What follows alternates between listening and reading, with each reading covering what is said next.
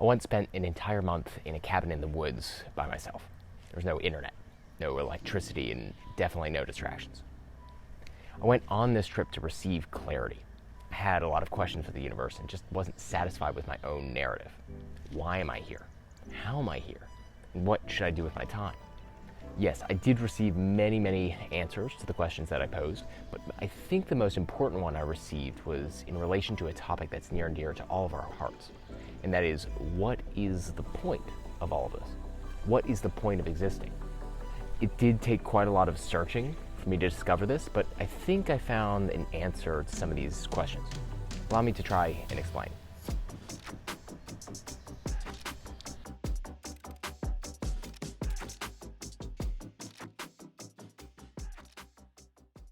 I see pointlessness in two distinct layers. The first of these layers relates to presence. Imagine for a moment a two-dimensional straight line representing your time here on Earth. On one end, you have the moment of your conception, whenever we decide that that was. And on the other end, you have your final breath, whenever that happens to be. If you were to precisely map where you are in this timeline right now, you would probably place a little dot somewhere in the middle, right? Okay, and what about now, a few seconds later? Now where would you put yourself in this timeline? Well, you'd put it a tiny bit further along, wouldn't you? And now? Where are you now? You get the point.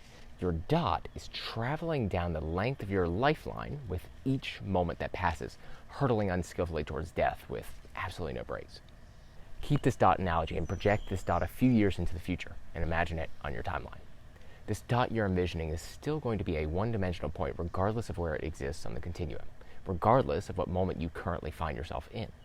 In other words, the present moment you exist in is very literally the point. It is the one-dimensional dot that continually exists from birth to death. Can you see that? Okay, so what I consider to be the second layer of pointlessness probably consumes more of your mental bandwidth.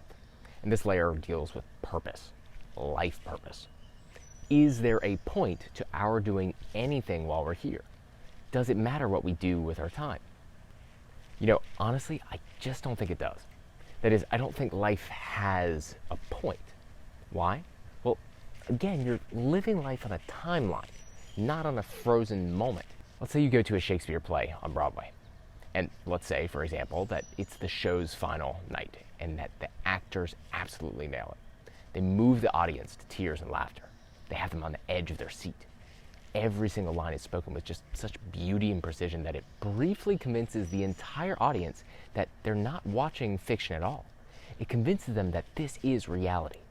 Now imagine the end of this play when the cast finishes their scripts. Everyone comes back on stage, holds hands, and takes their final bow. The audience goes crazy. Incredible, what a show, standing ovation. The curtains close for the last time and the members of the play are no longer seen by the audience. Where did the actors and actresses go? Did they really leave? Or did they just disappear behind the curtain, discarding their identities for new ones in the dressing room? And was there a point in you watching the play at all?